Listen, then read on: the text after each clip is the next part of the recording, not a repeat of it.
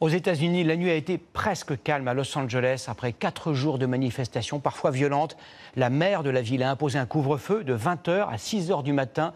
Des centaines de Marines qui, en principe, ne sont déployés qu'en temps de guerre, vont arriver sur place à la demande de Donald Trump, contre l'avis des élus locaux. Reportage de nos envoyés spéciales Justine Jankowski et Alexandra Poupon. Alignés au mur et plaqués au sol. Au moins 25 personnes arrêtées cette nuit pour non-respect du couvre-feu. Hier soir, jusqu'à la dernière minute, des dizaines de manifestants se rassemblent une fois de plus devant le centre de détention où certains immigrés ont été enfermés. Jennifer est venue soutenir les autres manifestants.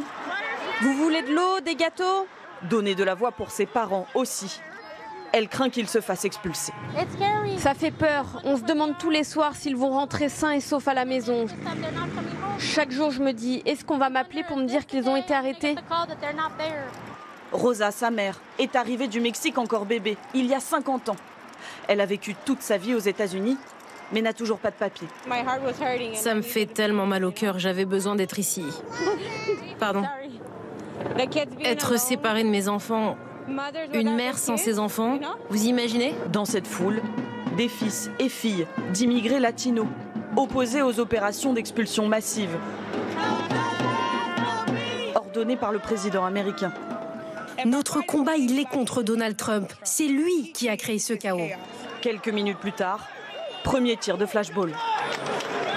En fait, la police est en train de faire reculer les manifestants le long de cette route. Ils étaient plutôt pacifistes jusque-là. C'est l'arrivée de ces blindés qui déclenche leur colère. Plus de 4000 militaires déployés, une décision extrêmement rare, couplée à une réponse policière musclée.